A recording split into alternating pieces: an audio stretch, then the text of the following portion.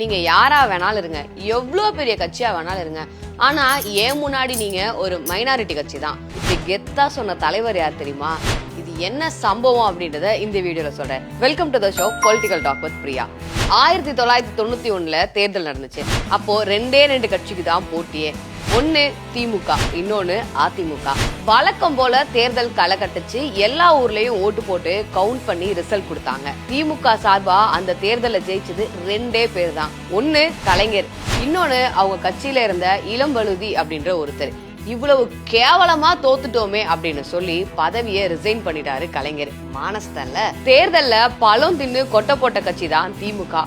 அப்படிப்பட்ட கட்சிய அதிமுக கூட்டணியில 225 சீட்டை வின் பண்ணி மைனாரிட்டின்னு சொல்லி ஓரத்துல உட்கார வச்ச ஒரே ஆளு ஜெயலலிதா தான். இந்த அளவுக்கு ஒரு மிகப்பெரிய சம்பவத்தை எம்ஜிஆர் கூட பண்ணதில்ல. அவங்கள தோக்கடிச்சது மட்டும் இல்லாம நீலாம் எனக்கு ஒரு கட்சியே கிடையாது, நீலாம் ஒரு மைனாரிட்டி கட்சி தான் அப்படின்னு சொல்லியிருக்காங்க. சம்பவம்னா இதுதான் சம்பவம். இவங்க அரசியலுக்கே வரக்கூடாதுன்னு நினைச்சவன தோக்கடிச்சு ஓரமா உட்கார வச்ச பெருமையெல்லாம் இந்த அயன் லேடிக்கு தான். இப்போ நீங்க சொல்லுங்க, இந்த சம்பவத்தை பத்தியும் அயன் லேடியை பத்தியும் நீங்க என்ன நினைக்கிறீங்கன்னு.